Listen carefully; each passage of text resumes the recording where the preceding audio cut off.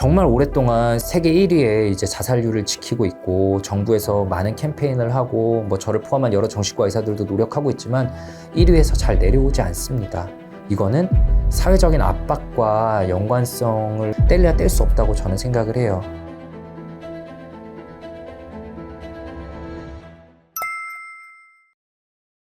페르소나는 뭐냐면 우리 마음 구조의 가장 겉껍질이라고 보시면 됩니다.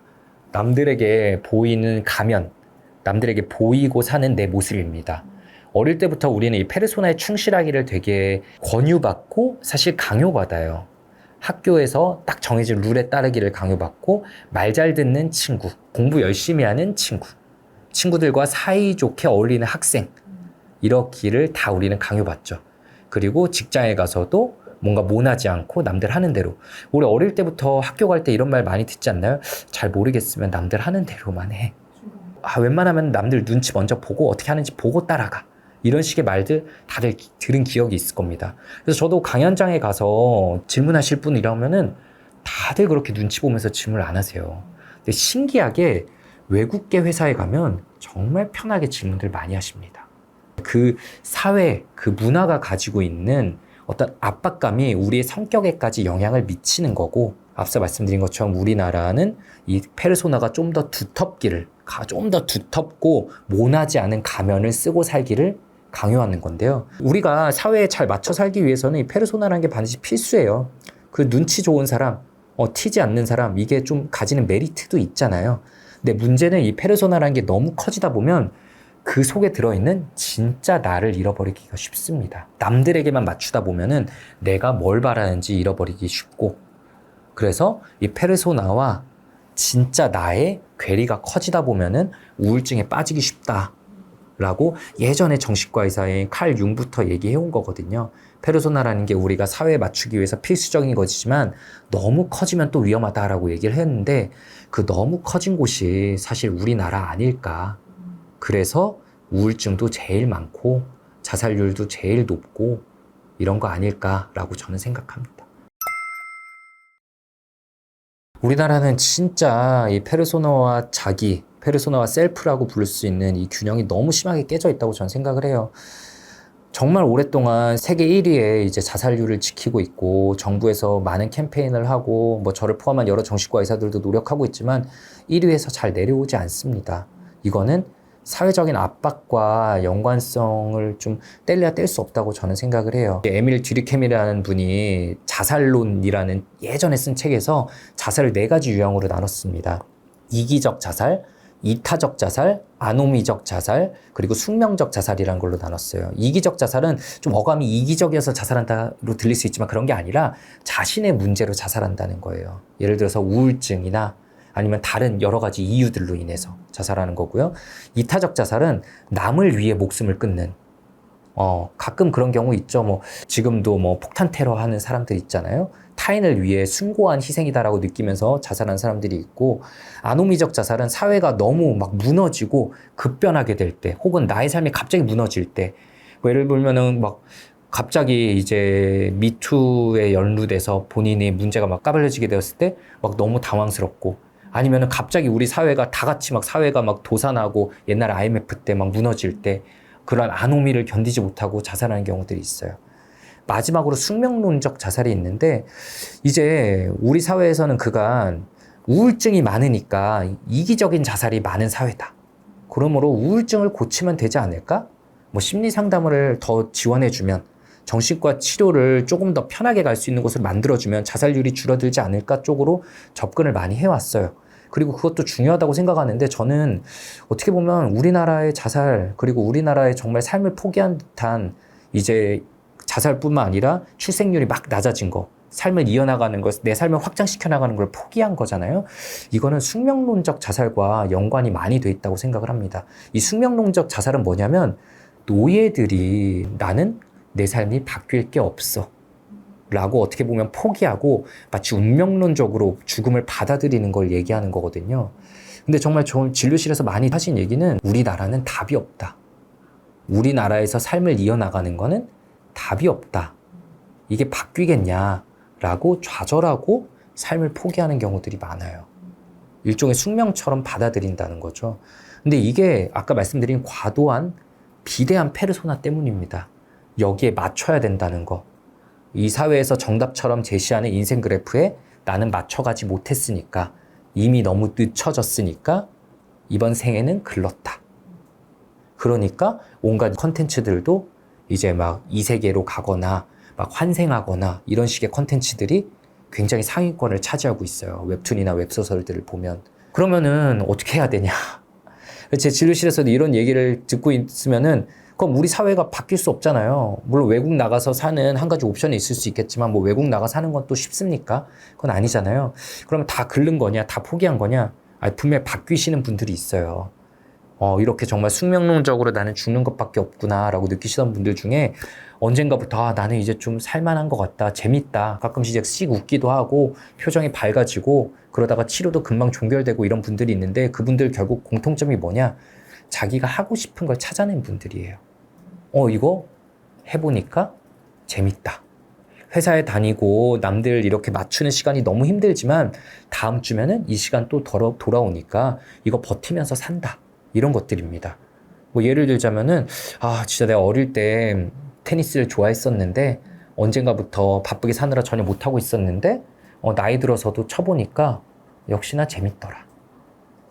등산 가고 낚시 가서 이제 혼자만의 시간을 일주일에 한 번씩 주말에 보내기 시작했는데 너무 재밌다. 이런 이야기를 가져오시는 분들은 진짜 놀랍게 회복하기 시작해요. 삶이 조금 더 살만해지는 거죠. 페르소나는 여전히 있지만 그래도 내가 하고 싶은 진짜 나의 목소리가 조금 커져가기 시작하면은 그냥 우리가 삶에 이어나가는 원동력이 좀 되는 것 같아요. 그래서 보시는 분들 중에도 진짜 내가 좋아하는, 진짜 내가 뭐 성취가 아니라, 우리나라는 사실 취미생활에도 또 성취와 연동되는 경우가 너무 많아요. 또 생산적인 거, 그리고 잘해야 되는 거, 비교하는 거. 근데 사실 우리가 잘하면 좋겠지만 취미생활 내가 좋아하는 거 있어서까지 잘하는 게 뭐가 그렇게 중요해요. 내가 좋아하니까 하면 됐지. 남들이 뭐라고 하든 내가 좋아하니까. 이런 것들을 찾아내셨으면 남들 눈치 보지 않고 내가 좋아하는 거, 좀 기다려지는 거, 설레는 거 내 삶에 꼭 넣어보시면은 삶이 꽤나 바뀔 거라고 자신 있게 말씀드릴 수 있습니다. 저한테 이제 뭐 예를 들어서 출간 제안이나 강연 제안이나 이런 연락들이 많이 오는데 사실 대다수는 거절을 해야 되거든요. 왜냐하면 이미 진료 스케줄이 있고 이미 쓰고 있는 책이 있으니까 거절을 해야 되는데 이게 너무 힘들어서 맨날 미루다가 자칫하면 무례한 사람이 되기 쉬워요.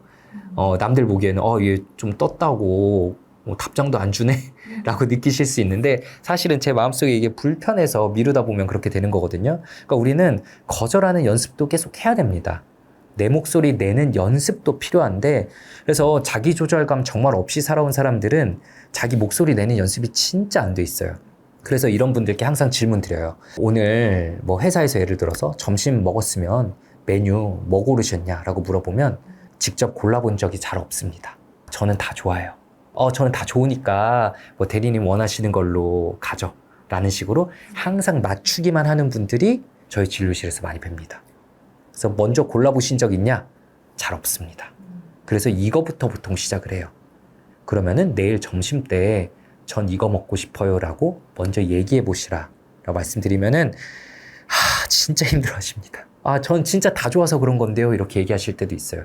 근데 진짜 다 좋아도 그중에 내가 더 먹고 싶은 게 솔직히 있을 거 아니에요. 근데 그거를 입 밖에 꺼내보는 연습, 혹은 나 혼자 진지하게 나는 뭘 좋아하지라는 고민을 안 해보신 거죠. 시작점은 여기부터입니다. 친구들과 있으면은 혹은 회사에서 있으면은 나 오늘 이거 먹고 싶어 라고 말해보는 연습이 자기 조절감을 길러보는 연습인 거고요. 그 와중에 거기서 마찰이 생길 수도 있어요. 누가 나는 싫은데? 라고 할 수도 있는데, 그럼 그 다음 단계로 들어가자면 야, 너 싫어도 내가 맨날 맞췄잖아. 오늘은 나 이거 얘기했는데 오늘 좀 이거 먹으면 안 돼? 라고 말을 할 수 있으면은 정말 내 목소리 낼 수 있는, 주변에 뭐라고 해도 좀 노할 수 있는 좀 더 단단한 자존감이 생긴 거겠죠. 이 연습을 꼭 한번 해나가 보시면 좋을 것 같아요. 우울증 이러면 어떤 모습이 떠오르세요? 기운 없고 우울하고 이러고 있다가 눈물 흘리고 하루 종일 슬프고 이런 것만 생각하시기가 쉬운데 사실 그렇지가 않거든요. 별로 감정의 변화를 잘 안 느끼시는 분들도 많아요.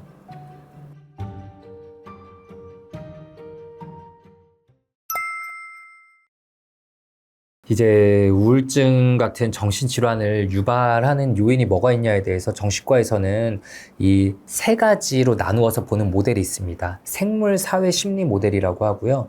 생물학적인 요소, 어쨌든 뇌의 문제니까요. 타고난 생물학적인 유전적인 요소, 그리고 우리 환경, 이 사회, 우리가 살고 있는 환경적인 스트레스들, 그리고 심리적인 요인, 그 사람만의, 예를 들어서 그 사람의 자존감이나 어린 시절부터 부모와의 관계에서 만들어져 온 애착 유형이나 등등 이런 것들이 셋 다 영향을 미친다고 보거든요.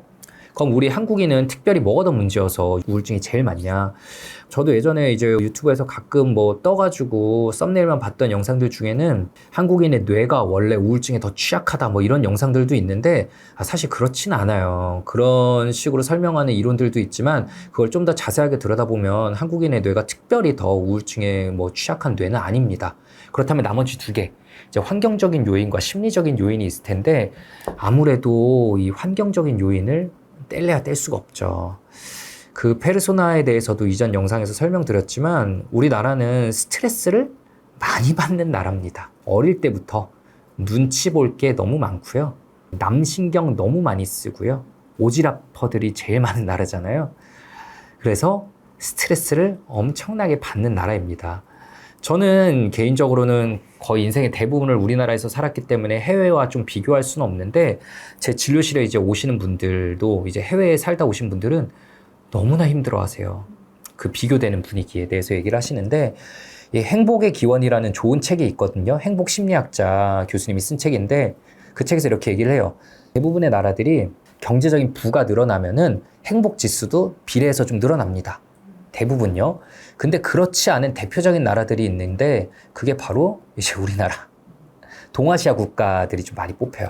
그럼 동아시아 국가들은 뭐가 달라서 이제 더 행복해지지 못하냐에 대해서 얘기할 때 결국 개인주의가 부족해서 그렇다고 얘기를 합니다. 눈치 보는 게 많은 거예요. 거듭 말씀드린 페르소나 맞춰야 될 게 많고 심리적 자유도가 부족하다고 합니다. 내 뜻대로 살지 못하니까 그리고 남들이 정해놓은 삶에 맞춰서 살아야 되니까 계속 뭔가 숙제하듯이 뭔가 맞춰서 빚 갚듯이 그냥 우리는 살아나가고 있고 그러니까 행복을 느끼지 못하니까 우울증으로도 연결되기 쉬운 거 아닌가 저는 개인적으로 이렇게 생각을 합니다. 현재 현대의학에서 우울증이라는 건 진단 내리는 거는 미국에서 가장 이제 유명하고 임상 경험이 많은 정신과 의사들이 모인 학회에서 이 정도 기준들을 채우면은 이거는 우울증이라고 봐야 되지 않을까라고 미국 학회에서 정해놓은 진단 기준을 전 세계적으로 공용으로 사용을 하고 있습니다. 그래서 우리나라에서도 미국에서 정해놓은 기준을 사용하고 있고요. 나 우울증인 것 같아라고 해서 다 우울증인 거 아니고 우울감을 조금 느낀다고 해서 우울증인 것도 아니라요. 이 정해놓은 기준이란 게 있는데요. 9가지 항목이 있어요. 그게 뭐냐면은 거의 하루 종일 지속되는 우울감, 그리고 흥미의 저하, 그리고 무기력감 혹은 심한 피로감, 그리고 정신 지체 혹은 초조라고 하거든요. 이 사람이 뇌기능의 변화가 오니까 너무 말도 느리고 행동도 느려지는 경우들이 있고요. 그와 반대로 너무 불안해가지고 막 모든 게 너무 빠르고 막 가만히 못 있고 안절부절한 경우들이 있어요. 그리고 식욕과 체중의 변화, 수면의 변화, 그리고 무가치함 혹은 지나친 죄책감, 그리고 이제 죽음에 대한 생각들, 이런 것들이 9가지 중 5가지 이상이 동반될 때, 그리고 그게 2주 이상 지속될 때만 우리가 우울증을 진단을 합니다. 그러니까 우리가 살면서 우울한 순간은 누구나 겪어요. 그러니까 날씨 같은 거라고 보시면 돼요. 어제도 이제 비 왔잖아요. 오늘 아침에도 좀 비 오고, 비 오는 날은 누구나 경험할 수 있는데 2주 연속 거의 매일같이 비 오는 날은 사실 우리가 거의 없잖아요. 그런 걸로 보시면 됩니다. 그러니까 우리가 누구나 우울할 수는 있는데 우울감이 2주 연속 지속되면서 이렇게 다양한 증상이 동반이 되고 그게 그 사람의 삶에 너무 큰 영향을 미쳐서 직업 생활도 제대로 못하고 대인관계도 끊기고 이런 영향을 보일 때 우리는 이건 진짜 우울증일 수 있겠구나 라고 진단을 하게 되는 거죠. 저를 포함한 여러 정신과 의사들은 우울증이라는 용어 자체가 너무 마음에 안 들어요. 이름이 마음에 안 들어요. 우울증 이러면 어떤 모습이 떠오르세요? 기운 없고 우울하고 이러고 있다가 눈물 흘리고 하루 종일 슬프고 이런 것만 생각하시기가 쉬운데 사실 그렇지가 않거든요. 아까 제가 우울증의 진단 기준을 말씀드릴 때 감정은 되게 일부예요. 그러니까 우울증이라는 거는 뇌기능 저하증입니다. 뇌의 특정 부위에 기능이 저하되면서 동반되는 여러 증상들 중에 감정을 조절하는 부분도 떨어지니까 감정 조절에 어려움이 생겨서 좀 우울감도 느끼고 부정적인 쪽으로만 생각이 늘어나는 경우들이 있는 거지, 별로 감정의 변화를 잘 안 느끼시는 분들도 많아요. 그냥 아까 말씀드린 수면이나 식욕의 변화로만 나타나서 내가 무슨 문제가 있나? 요즘 왜 이렇게 살이 빠지지? 라고 병원에 다니고, 내가 왜 이렇게 소화가 잘 안 되고 온몸에 피로할까? 라고 다른 병원들만 다니시는 경우가 있는데, 뒤늦게 그래서 우울증 진단받는 경우들도 있거든요. 그래서 감정은 진짜 우울증의 여러 가지 증상들 중 하나일 뿐이고, 감정 중에서도 슬픔만 느끼는 거는 또 그 중에서도 일부다. 네, 우울증에 멜랑콜리형 우울증이라는 일부 타입만 그렇고요. 어떤 분들은 예민해지는 경우가 있어요. 쉽게 짜증이 나고 굉장히 화만 내고, 결국 우울증에서 동반되는 가장 흔한 감정은 슬픔도 아니고 짜증도 아니고 사실은 그냥 공허함입니다. 아무것도 느끼지 못하고 그냥 멍하니 있는 경우들. 그냥 내가 로봇가 된 것 같아서 감정도 잘 못 느끼고 생각도 잘 안 나고 그냥 뭐가 뭔지 모르겠다, 이렇게 느끼시는 경우들이 제일 많아요. 제가 생각하기에 최악의 말은 네가 무슨 우울증이냐 라고 생각합니다. 네가 무슨 뭐가 힘들다고 우울증이냐? 나 땐 더 힘들었는데, 나는 더 힘든 상황도 이겨냈는데 너 무슨 병원에 다니냐? 무슨 약을 먹냐? 이렇게 보시는 경우들이 많아요. 요즘 뭐 패션 우울증 이런 말들도 있습니다. 세상에 다양한 사람들이 존재하니까요. 자신의 어떤 아픔을 좀 무기로 활용해서 남들을 막 조종하려고 하거나 아니면 편해지려고 하는 사람들이 실제로 소수 있죠. 소수 있는데 그런 사람들이 다수는 절대 아니거든요. 실제로 우울증 환자분들은 저희가 상상하는 것 이상으로 힘들어합니다. 그리고 자책, 죄책감, 과도한 죄책감이 좀 핵심 증상 중 하나이기 때문에 남에게 피해를 끼치고 있다는 생각에 진짜 힘들어하고 본인도 극복하고 싶어 하는데 안 되는 거거든요. 그리고 우울증 환자분들은 본인도 부정적으로 보고 계속 끊임없이 자책하기 때문에 그런 마음의 소리를 스스로도 많이 들어요. 네가 무슨 우울증이냐? 너 괜히 노력이 부족한 거 이거 탓하는 거 아니야? 핑계대는 거 아니야? 라고 스스로도 끝없이 의심합니다. 그래서 병원에서 이런 얘기 되게 많이 하세요. 저는 치료받을 자격이 없는 것 같다. 난 그냥 나태한데 나 스스로도 내가 우울증이라고 핑계대는 거 아닌가 의심이 된다라는 말을 스스로도 합니다. 제가 볼 때는 명백한 우울증인 분이. 근데 스스로도 확신을 못 가지고 이렇게 자책하고 있는데 주변에서 네가 무슨 우울증이냐라는 말 하면은 그러게 난 진짜 우울증 아닌가 보다. 내가 무슨 치료냐라고 치료도 포기할 수 있고 그 사람의 증상을 더 악화시킬 수 있는 최악의 말이거든요. 그래서 그 말은 진짜 잘 모르면 그냥 말 안 하는 게 중간은 간다라고 말씀드리고 싶어요. 이제 우울증 중에 또 유형 중에 가면성 우울이란 게 있습니다. 가면성 우울은 뭐냐면은 진짜 힘든데 겉으로 끝까지 티 안 내고 최선을 다해서 살아가고 있는 사람들이에요. 제가 이번에 같이 적은 빈틈의 위로 저자 중에도 이 가면성 우울로 끝까지 버티셨던 분들이 있습니다. 그래서 저도 예전에 이해가 안 갔어요. 정말 잘 나가는 프로농구 선수였는데 정말 우리나라 최고의 지위에 올라 있었는데 갑자기 그냥 슬럼프가 쳐서 폭삭 망했거든요. 근데 이번에 책을 준비하면서 얘기를 들어보니까 완전히 우울증이었더라고요. 근데 주변 사람들은 알 수가 없는 거예요. 겉으로 약한 소리 하지 않고 끝까지 티내지 않고 그냥 살아가니까. 진료실에 오신 분들 중에도 이런 분들 되게 많습니다. 회사 그냥 생활 유지하고 있어요. 그래서 그 사람이 더 이상 견디지 못하고 어떤 진단서나 이런 걸 제출하면 회사에선 네가 무슨 우울증이야 라고 얘기 나오는 경우들이 있습니다. 근데 그럴 때 어쨌든 내가 만약 우울증이다, 내가 요즘 좀 힘들다라고 하면 일단 너 힘든가 보구나, 너 진짜 힘들구나 라고 인정해 주셨으면 좋겠어요. 그 말 꺼내는 게 솔직히 얼마나 힘들겠어요. 되게 불안한데 결국 참다 꺼내는 거거든요.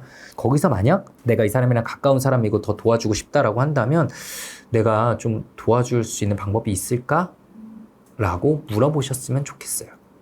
간혹 가다가 얘는 진짜 심한 우울증인 것 같다.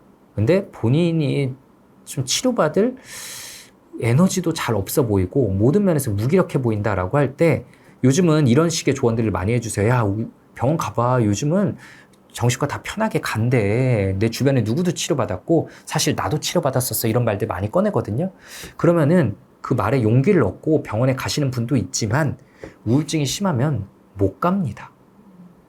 우울증이 심하면 말 그대로 뇌 기능이 저하돼 있어서 무기력하고 다 부정적인 가능성만 생각하고 불안하기 때문에 병원에 막 스스로 이렇게 주도적으로 찾아보고 예약하고 막 병원 막 가면 손해보는 거 아닐까 이런 불안을 이기고 가는 게 힘들어서 못 가요. 혼자서 뭘 못합니다. 그래서 혼자서 뭘 못한다 느껴지면은 혹시 너 진짜 많이 힘들면 내가 병원 대신 알아봐주고 같이 가도 될까? 라고 만약 접근할 수 있다면 이게 최선의 친구 대응 방식이라고 생각을 해요. 정말 좋은 친구인 거겠죠. 우울증으로 오신 분들이 좀 치료의 목표로 많이 말씀하시는 게 어떤 걸 것 같아요? 삶의 희망을 다시 찾고 싶다? 저라면 그런 말을 할것 네. 다시 예전의 삶으로 돌아가고 싶다라고 되게 많이들 얘기를 하세요. 예전처럼 열심히 살고 싶다. 예전처럼 노력하고 싶다. 얘기들 많이 하세요.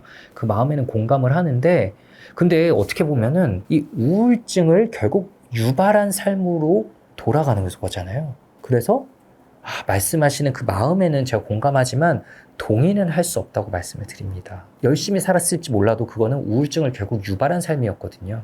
이전 영상에서 말씀드린 것처럼 너무 열심히 살아서 너무 본인을 챙겨주지 않고 몰아붙였기 때문에 어디선가 균형이 무너져서 우울증이 온 거였고요.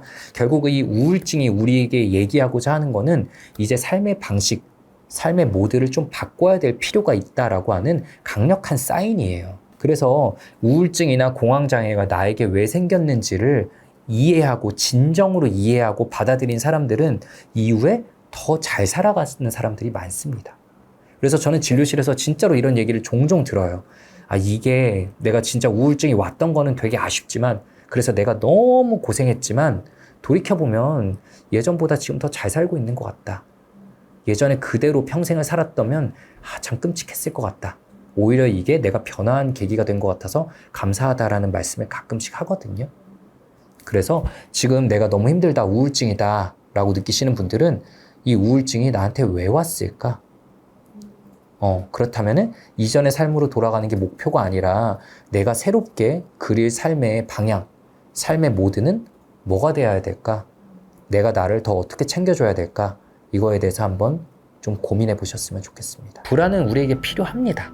근데 그 불안이 우리를 컨트롤하게 되면 최악의 가능성들, 온갖 시나리오를 다 세우잖아요.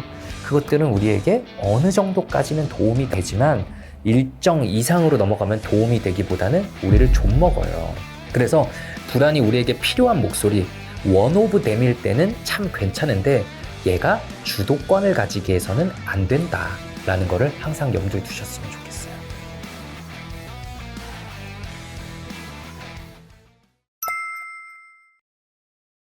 네, 우리 이제 사람의 뇌는 어떻게 원시인, 예를 들어서 한 4만 년 전에 아프리카 숲속을 누비고 있을 원시인의 뇌와 얼마 정도 차이가 있을 것 같아요? 그래도 4만 년의 시간이 흘렀으니 한 절반 이상의 차이는 있지 않을까. 네, 흔히들 그렇게 많이 생각을 하는데 사실 거의 차이가 없다고 합니다. 4만 년은 꽤나 긴 시간이지만 뭔가 한 종이 진화하기에는 또 턱없이 짧은 시간이거든요. 그래서 뇌는 거의 그대로예요. 뇌는 거의 그대로인데 사람의 삶은 너무 많이 바뀌었잖아요. 우리 4만 년까지 돌아가기 좀 그러면은 한 3천 년 전이라고 생각을 해볼까요? 한 3천 년 전에 내가 이 한반도에 살고 있는 사람인데 이제 내 가족, 내 부족과 살고 있어요. 그럼 뭐가 중요할까요? 어떤 정보들이 중요할까요? 아무래도 당장 오늘 하루를 생존할 수 있는 이런 음식들, 네. 그리고 내가 지내야 될 당장의 오늘의 집. 네, 맞습니다. 내가 야생동물에게서 경계를 잠깐 놓치면은 그냥 끝나요. 뭐 119 없잖아요. 병원 없고 뭐 항생제 없습니다. 한번 잘못 물리거나 긁히면 죽을 수 있어요. 식량?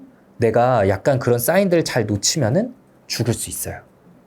사실 불안이라는 거는 그냥 우리 생존을 위해서 필수적인 거고, 그래서 불안을 담당하는 우리 뇌는 가장 원시적이면서도 활발한 뇌입니다. 그리고 우리 뇌는 그 불안을 야기할 수 있는 자극들, 그러니까 부정적인 자극들, 위험할 수 있는 자극들에 예민해야만 돼요. 그게 생존을 위해서 필수입니다.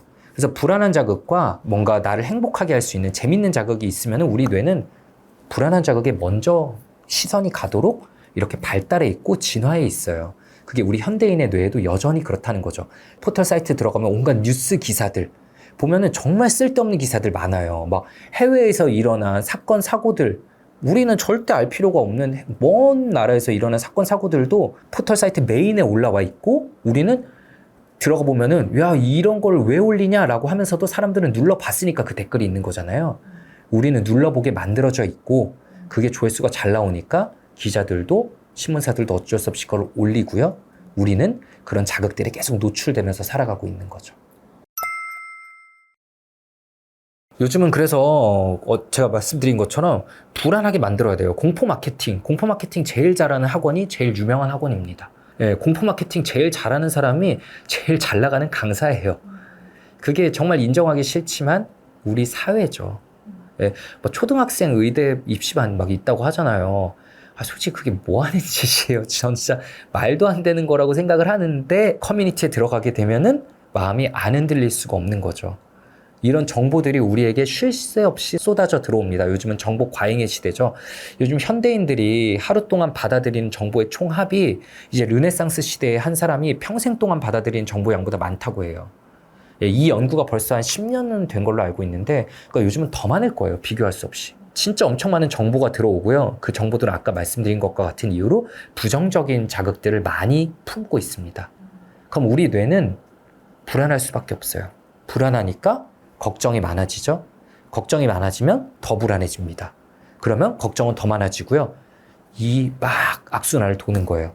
인사이드 아웃 2를 많이 보셨을 텐데요. 거기 보면은 불안이가 이제 컨트롤러 잡고 있을 때 자기도 원래 이러고 싶진 않았는데 그냥 이 주인공을 지키고 싶은 것 뿐이었는데 걱정 폭풍이 막 몰아치면서 스스로 막 이렇게 되잖아요. 우리가 사실 이런 세상 속에 살고 있어요. 이런 세상 속에 살고 있고, 이렇게 되면은 불안과 공포가 끝없이, 그리고 정보가 과잉으로 들어오면 우리 뇌는 지칩니다. 우리 뇌에서 불안과 공포를 좀 브레이크 걸어주고 이성적으로 사고할 수 있게 해주는 게 우리 전두엽이거든요. 근데 우리 전두엽이 만성적으로 다 지쳐 있어요. 네, 그렇기 때문에 불안과 공포를 더 통제하지 못하고, 네, 이런 악순환 속에서 우리는 그냥 계속 이끌리듯 살아가고 있는 것 같습니다. 불안이 높은 사람들의 공통점이 체력이 좀 빨리 방전돼요. 항상 지친 느낌, 몸 여기저기가 아픈 사람도 많습니다. 항상 그 배터리 빨리 방전되는 것처럼 체력이 많이 빠지고요. 항상 긴장이 들어가 있어가지고 일자 모으고 계신 분들도 많고, 이 두통으로도 이어져서 긴장성 두통으로 이어진 경우도 많고, 또 되게 많은 게 턱 통증도 앓고 있는 분들이 되게 많아요. 치과 진료 받는 분들 중에 사실은 저희과 쪽이 원인이신 분들 되게 많습니다. 항상 나도 모르게 앙 다물고 있어가지고 이 턱에 통증이 있거나 이빨에 막 균열이 생기고 부러지는 경우도 있고, 잘 때 나도 모르게 이 갈면서 문제가 되는 경우도 있고요. 저희 치료하시고 나서 이게 좋아지는 경우도 많아요. 그래서 대학병원에서는 치과랑 정신건강의학과 협진 보게 될 때도 많이 있고요. 그래서 체력이 많이 빠지고 몸에 통증도 있고 소화불량 되게 흔하죠. 식욕이 항상 좀 없거나 항상 긴장돼 있는데 우리가 음식 생각이 들겠어요? 혹은 먹어도 소화가 잘 안 되는 경우도 많고요. 그리고 잠도 당연히 깊게 못 자고 자다가도 자주 깨어나고, 이런 신체적인 증상들이 동반되는 경우가 되게 많습니다. 네, 1번으로 뽑자면은 이거는 뭐 너무 식상한 답일 수 있겠는데 단연코 운동입니다. 단연코 운동이고, 저는 뭐 유산소도 있고 근력 운동도 있고 다양한 운동들이 있는데, 저는 유산소가 좀 더 많이 들어간 운동을 좀 추천드리는 편이에요. 왜냐면 운동을 하신 분들은 알겠지만, 운동할 때는 우리가 여러 가지 생각들이 일단 끊깁니다. 내가 막 직장 스트레스를 엄청 받고 있어요. 막 너무 힘들어요. 근데 운동하면은 그 생각 못 해요. 예를 들어 축구를 한다, 뭐 농구를 한다.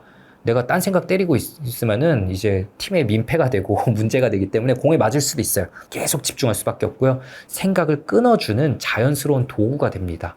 불안으로부터 벗어날 수 있는 시간이 되고요. 그거 자체가 효과고요.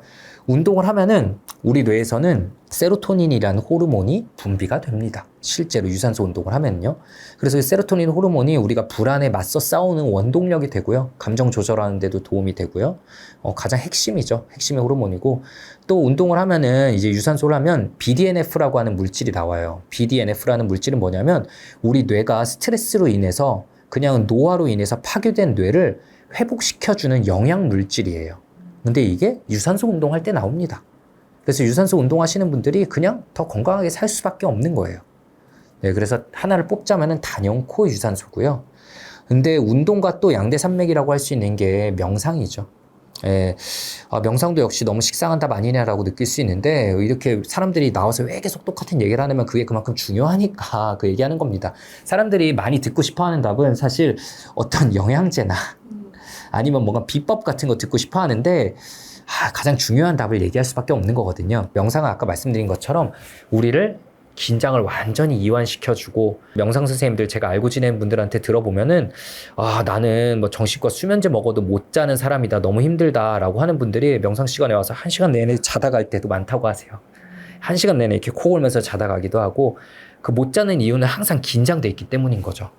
자면서도 뭔가를 계속 생각하고 해야 될 것들 떠올리고, 그래서 자면서도 일하고, 이런 분들이 약 먹어도 자면 안 될 것처럼 막 깨있다가 명상, 드디어 이완이란 거를 경험해 보면은 깊은 수면으로 들어갈 수 있기도 하고요. 우리보다 좀 더 여러 가지 사회 문화적인 면에서 앞서 나가는 미국에서 10년도 전부터 명상을 그렇게 강조를 하고, 사회 저명한 인사들이 명상을 배우고 삶에 적용한다는 게 괜히 시간 남아둬서 그런 게 아닙니다. 우리가 더 잘 사는데 분명히 도움이 될 수 있는 요소고요. 나는 굳이 명상을 배우지 않아도 나만의 이렇게 생각을 끊어주는 도구가 있다. 운동이든 아니면 어떤 독서든 아니면 그림 그리는 시간이든 나만의 도구가 있다라는 분들은 그거를 그냥 하시면 돼요. 마지막으로 강조드리고 싶은 건, 불안을 끊기 위해서 사실 이게 제일 우리 사회에 중요한 건데 다들 경시하고 있는 게 뭐냐면 충분한 수면입니다. 뇌과학적으로 볼 때 99%의 사람은 최소 7시간에서 9시간 사이에 자기의 적정 수면량이 있다고 해요. 근데 이런 얘기 진료실에서나 강연 나가서 말씀을 드리면은 다들 약간 이상하게 바라보는데, 누가 요즘 7시간을 자냐, 그러면 안 되지 않냐라는 식으로 많이들 바라보세요. 근데 사람의 뇌는 그냥 그렇게 만들어져 있습니다. 7시간 미만으로 자면 우리 뇌는 지치고요.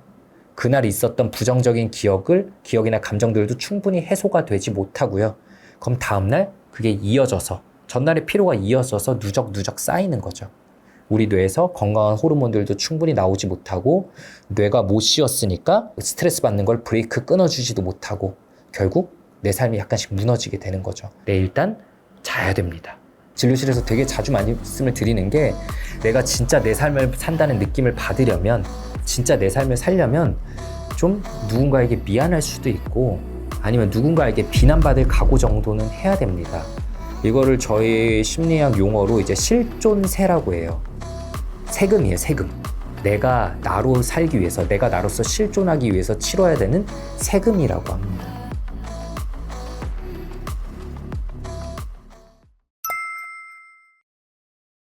자존감이란 키워드는 예전부터 있었고, 미국에서는 7, 80년대에 되게 핫했던 걸로 알고 있어요. 근데 우리나라에 좀 2010년대부터 들어와서 이게 유행하기 시작한 이유는, 다들 너무 지친 거예요. 사회에서 너 이렇게 성장해야 돼, 여기 맞춰야 돼 라는 거에 너무 지치고 힘드니까 우리 마음을 좀 보호하기 위해서 찾아낸 키워드가 아닐까 싶어요.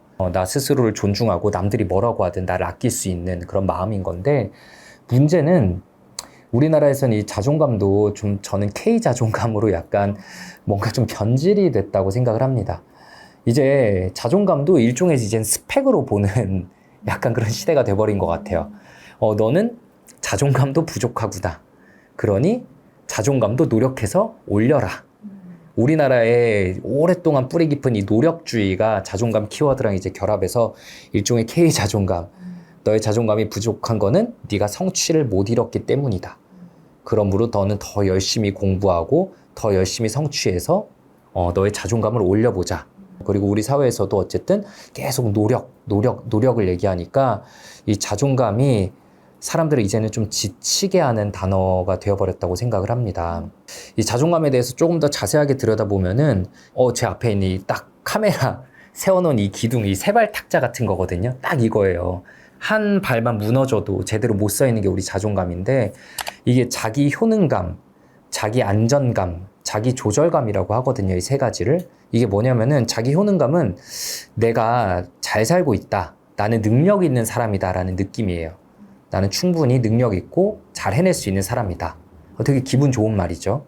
그리고 자기 안전감은 내가 지금 이 살고 있는 이 환경은 안전하다. 나는 안전한 곳에 놓여 있다라는 느낌이고요. 자기 조절감은 나는 내 뜻대로 살고 있다라는 느낌이에요. 이 세 가지가 건강한 자존감을 위해서 다 중요한데 우리나라에서는 자기 효능감만을 강조합니다. 자기 효능감을 자존감이랑 거의 동일치해서 보고 네 자존감이 부족한 거는 노력이 부족해서니까 더 노력하고 더 성취해라 라는 건데, 그러면서 나머지 두 개를 잘 안 챙기고 있어요. 그러니까 아무리 노력해도 자존감이 쌓이기는커녕 뭔가 계속 부족하다는 느낌만 들고, 나보다 더 큰 성취를 이룬 사람들하고 비교하면서 내가 부족한 것 같으니까 자존감도 부족하게 느껴지고, 이렇게 되는 경우들이 더 많은 것 같습니다. 자기 안정감이 이 현대사회에서 굉장히 챙기기 힘들다라는 생각이 솔직히 들어요. 왜냐하면은 사실 우리 어르신들은 이런 얘기를 하잖아요. 야, 우리 때에 비해서 니네가 훨씬 더 안전하고 성장한 사회 속에서 살고 있다. 이렇게 잘 사는 나라, 강력범죄도 일어나지 않고 전쟁의 위협도 옛날에 비해 훨씬 덜하고 굶어 죽는 사람 없이 이 안전한 세상 속에서 뭐가 힘들다는 거냐라는 말을 하거든요. 근데 그 말이 사실 틀린 말은 아니죠. 틀린 말은 아닌데 그런 말 들으면 우린 또 화가 나요. 아유, 우리는 또 힘들고 우리 세상 너무 불안한데? 왜냐하면 시대가 너무 달라졌기 때문이에요. 옛날에는 정말 나와 남을 비교할 수가 별로 없었습니다. 눈앞에 보이는 대상과만 비교하고 나랑 같은 동네에 살고 있는 대상들이만 비교하니까 진료실에 되게 많이 듣는 말이 뭐냐면, 어릴 때 되게 가난했는데 가난한지 모르고 살았다 얘기 들을 때가 많아요. 왜냐면 주변 사람들하고만 비교하니까요. 근데 요즘은 사실 뭐 TV만 틀고 스마트폰만 틀면은 잘 사는 사람들, 성공한 사람들이 너무 많이 나오고 그들이 자신의 삶을 가감없이 다 보여주기 때문에 너무 비교가 돼요. 한강변에 고층변 아파트에서 이렇게 내려다보면서 살고 있고, 근데 나는 그와 너무 비교되는 환경 속에서 살고 있고, 또한 언론에서 계속 부정적인 기사들만 많이 나옵니다. 미래가 좀 암울하다. 미래 세대는 이제 국민연금도 못 받을 거고, 건강보험은 더 이상 유지되기가 힘들어질 거라서 나중에는 진료도 제대로 받기 힘들 거고, 우리나라의 미래는 이제 어두울 일만 남았다라는 내용들이 굉장히 많이 나오죠. 그런 온갖 부정적인 정보들 혹은 남들과 비교되는 정보들 속에서 내가 안전하다, 내가 잘 살고 있다라는 느낌을 받기는 굉장히 어려워요. 그래서 자기 안정감을 지키기가 어렵습니다. 근데 이게 정말 우리가 막 정말 흔히 말하는 마음이 힘들 사람들, 정말 힘든 환경에 사는 사람들만 그렇냐? 그렇지 않아요. 누가 보기에도 괜찮은, 정말 다 부러워할 만한 대기업에 살거나 전문직에 가진 사람들도 진료실에서 똑같이 얘기합니다. 이게 어떻게 보면은 자존감을 건강하게 지키기가 얼마나 힘든 세상인지를 좀 보여주는 거라고 생각을 하고요. 그래서 자기 안정감이 힘들다.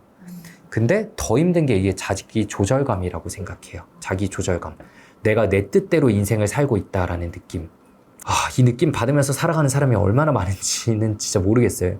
내 뜻대로 되는 거 진짜 없고, 시키는 거대로 살아야 되고, 어릴 때부터 우리는 시키는 게 주변에서 엄청 많잖아요. 공부해라. 뭐 공부 압박 우리나라보다 심한 곳 있나요?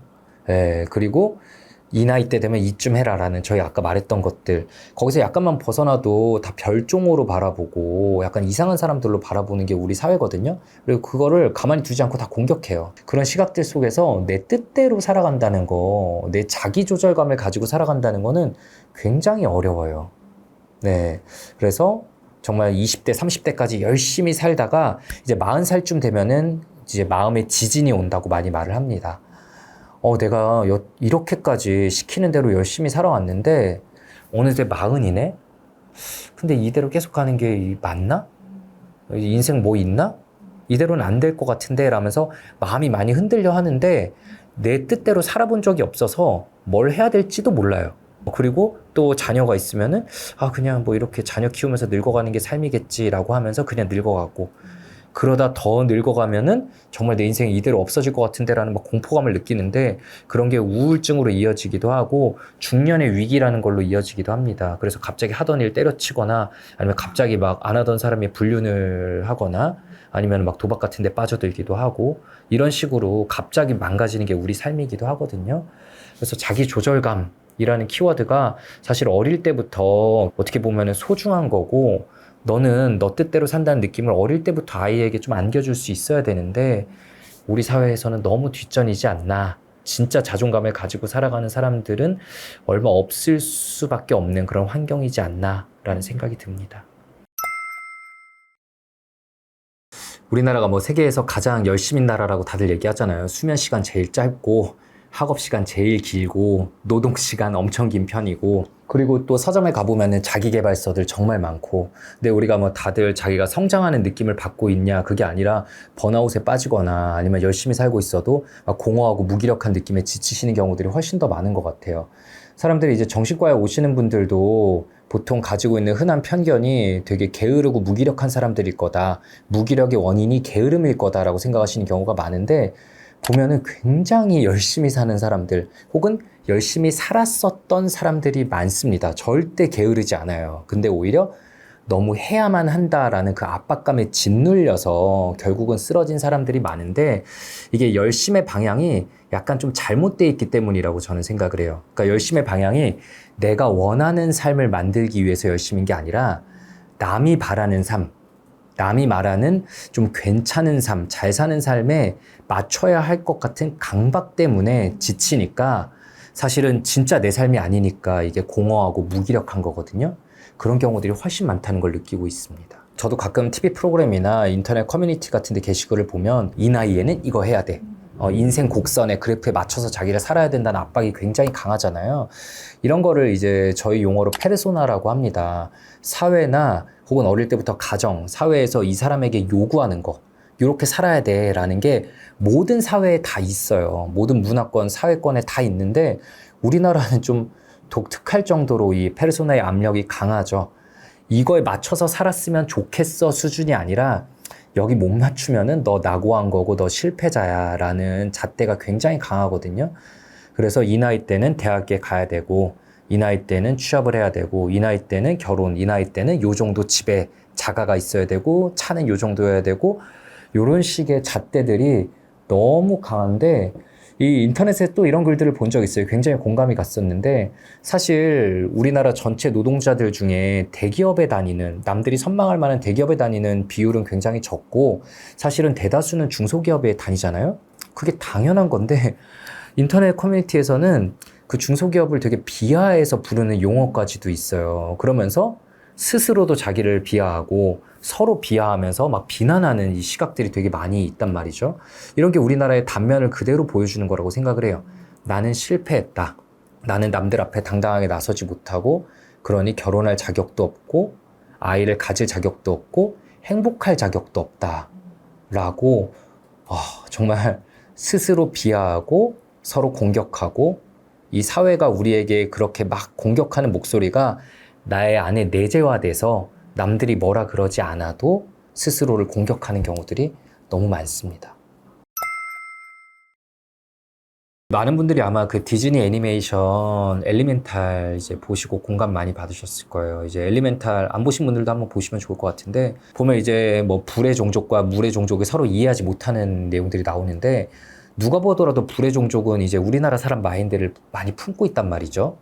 그래서 저도 보면서 되게 궁금했어요. 불의 종족 주인공은 이제 부모님이 원하는 대로의 삶을 살아야 된다라는 압박감과 내 뜻대로 살고 싶다라는 마음이 두 개 내적 갈등 때문에 너무 힘들어합니다. 참고 참다가 분노가 터져 나오기도 하고 거기 주인공의 대사로 기억하는 게 내가 그 빚을 마음속 빚을 갚을 수 있는 유일한 그러니까 나를 위해서 자신의 인생을 희생한 부모님께 그 마음의 빚을 갚을 수 있는 유일한 방법은 내 인생을 희생하는 것뿐이다.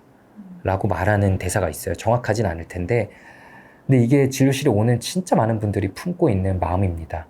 어릴 때부터 빚졌다고 느껴요.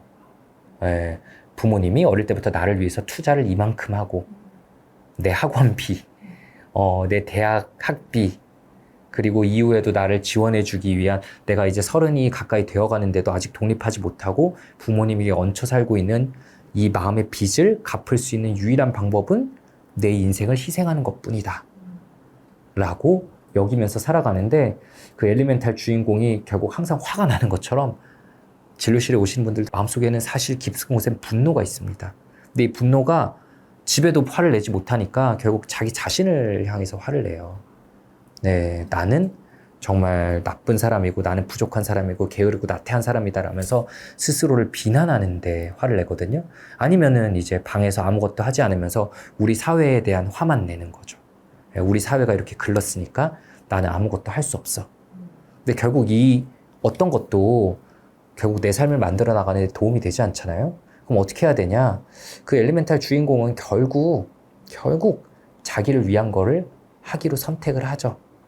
근데 그러려면 어쩔 수 없이 부모님에게 미안한 마음이 들잖아요. 근데 이게 어쩔 수 없는 거예요.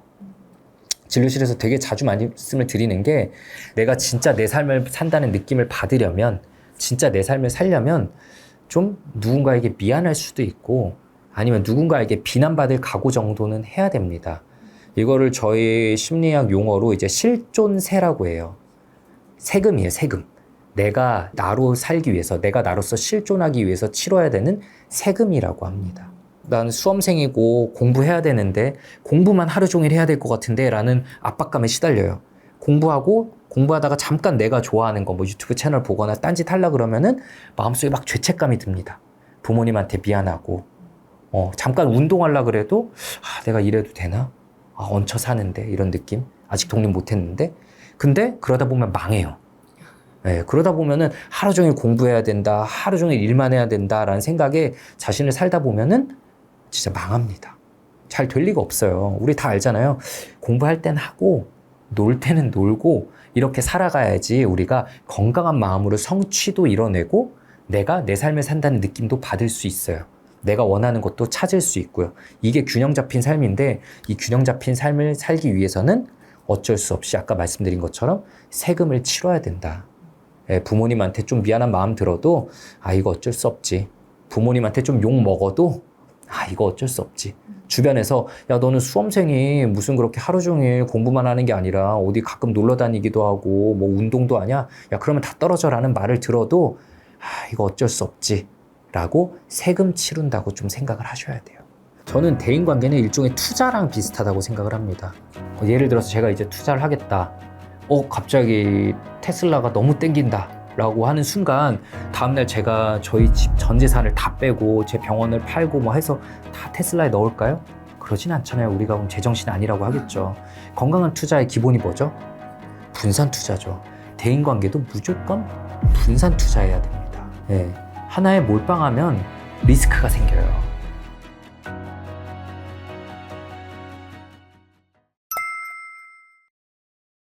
네, 그러니까 요즘 일단 가스라이팅이라는 말이 너무 쉽게 쓰이고 있어가지고 저희 영상에도 이제 그거 가지고 많이들 싸우세요. 내가 당하던 이것도 가스라이팅이었구나 라고 댓글들이 달려있으면은 요즘은 누구나 다 가스라이팅이래 라고 하면서 너네 전문가가 이런 말 하면 되냐 이러면서 막 서로 싸우시거든요. 진짜 어쨌든 가스라이팅이라는 게 요즘 왜 이렇게 핫한 주제고 많은 전문가들이 얘기하고 여러 채널에서 얘기하냐면 실제로 이 피해자들이 되게 많기 때문입니다. 실제 이 피해자들이 많고 가스라이팅은 진짜 위험해요. 제대로 가스라이팅의 전형적인 케이스들을 보면 다들 헉하고 놀라실 거예요. 아니 어떻게 이렇게까지 휘둘리면서 살아? 어떻게 이렇게까지 착취당하면서 사는데 이걸 왜 못 끊어내? 라고 이해가 안 가거든요. 근데 실제로 그분들의 삶을 들여다보고 그 피해자분들의 마음을 들여다보면 벗어날 수가 없는 거예요. 왜냐? 일단 너무 가까운 관계가 돼 있기 때문입니다. 그러니까 가스라이팅은 말씀하신 것처럼 가까운 관계에서만 일어나요. 아니 내가 내 삶을 착취당하도록 마음대로 휘둘리도록 다들 내버려 두겠어요? 그럴 리가 없죠. 그러니까 가까운 관계에서만 일어날 수 있는 게 가스라이팅이고, 가스라이팅을 유발하는 사람들이 심리 조작을 위한 첫 번째 단계는 가까운 친밀한 관계를 형성하는 겁니다. 처음에 그래서 보통 잘해줘요. 처음에 잘해주고 그 사람의 마음에 결핍이 뭐가 있는지 귀신같이 알아쳐서 그거를 채워주고, 그 사람들 진짜 어떻게 그렇게 귀신같이 알아채는지 모르겠는데, 이제 이렇게 말씀드리면 좀 실례일지도 모르겠지만 먹잇감을 잘 알아채는 야생동물 같아요. 예, 그래서 그 특징을 보고 알아챈 다음에 예를 들어서 저 사람이 좀 애정결핍이 있는 것 같다. 부모님과의 관계에서 좀 뭔가 있는 것 같다라고 하면 가서 마치 부모님 같은 역할을 해주기도 하고 막 선물 공세를 하기도 하고 부모님이 안 해줬을 만한 뭐를 주기도 하고 그러면 그 사람은 녹아드는 거죠. 이게 가까운 관계를 일단 형성을 하고요. 심리 조작의 다음 단계들에 또 흔하게 나오는 게 뭐냐면 다른 관계들을 쳐내게 만듭니다. 예, 다른 친구 관계, 이 관계에 대해서 나쁘게 말하는 사람들을 끊어내게 만들어요. 그래서 나중에는 결국 가까운 관계가 자기밖에 없기 때문에 진짜 가까운 관계는 나밖에 없기 때문에 이 가스라이팅 당하는 사람들이 심리적으로 많이 의존하고 못 끊어내는 상태가 벌어지는데 밖에서 보면 도저히 이해가 안 가는 거죠.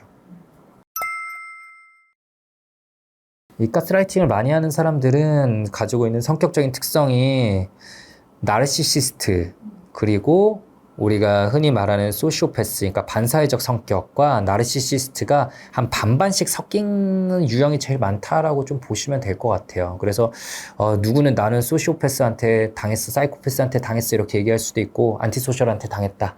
혹은 난 나르시시스트한테 당했다 이렇게 볼 수도 있고요. 근데 이 두 가지를 섞여서 갖고 있는 경우들이 되게 많아요. 근데 어쨌든 이 성격을 가진 사람들의 공통적인 특징이 뭐냐? 공감 능력이 없습니다. 상대가 이렇게 당하면은 얼마나 힘들어할지, 이 사람들의 삶이 무너질 때 우리가 옆에서 보면서 느낄 수 있는 연민이라던가 뭐 좀 안타까움 이런 것들을 이들은 못 느낍니다.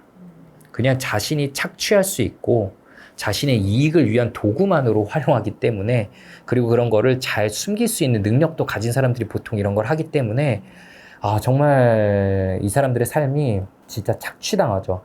뭐 구체적인 예시를 들어보면 제 진료실에서 좀 놀랍도록 자주 보는 케이스가 뭐냐면은 대학생 때부터 이 대학 교수와 만남을 이어나가는 경우가 생겨요.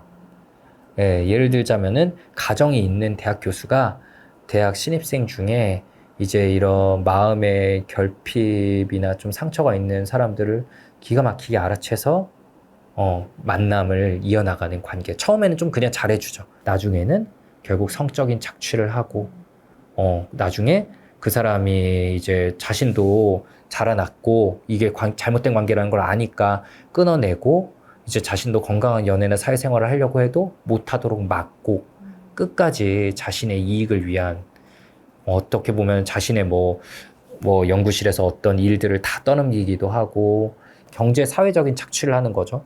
그리고 성적인 착취를 하기도 하고 이런 경우들이 많이 생기고요. 또 연인 사이에도 많이 생기죠. 연인 사이에도 많이 생겨서 그냥 단순히 뭐 연인으로서의 착취를 하는 것뿐만 아니라 경제적인 착취, 그냥 그 사람이 당연히 돈을 다 내도록 하고, 혹은 자신의 어떤 당연히 자신이 내야 될 것들, 뭐 자신의 뭐 회사 일이나 뭐 학교 숙제나 이런 것들을 이런 연인에게 그냥 다 자연스럽게 떠넘기기도 하고, 해주지 않으면 화내고 뭐 이런 경우들도 많이 보게 됩니다. 되게 조심스러운 말이긴 해요. 왜냐하면은 또 이게 피해자 탓을 하게 되는 수가 있어가지고 사람들이 그러니까 네가 당했지 막 이런 식으로 갈 수가 있거든요. 근데 피해자분들은 사실은 이미 마음이 굉장히 약해져 있는데 이런 얘기를 들으면 또 힘들어질 수가 있으니까 조금 조심스러운 얘기긴 하지만 실제로 어떤 흔한 공통점이 있는 거는 사실입니다. 그리고 본인분들도 그걸 알고 계신 경우가 많아요. 가장 흔한 특징은 의존성 성격을 가진 분들이 제일 많습니다. 그래서 의존성 성격을 가진 피해자와 나르시시스트, 자기애성 성격을 가진 가해자의 조합인 경우가 가장 많아요. 의존성 성격을 가진 분들은 그럴 만한 이유가 사실은 있는 거죠. 부모님과의 관계에서든 아니면 과거 대인관계에 상처가 있어서든 본인의 자아의 힘이 많이 약해져 있고 내가 의지할 대상이 필요한데, 이 나르시시스트들은 사실 내면은 굉장히 취약해요.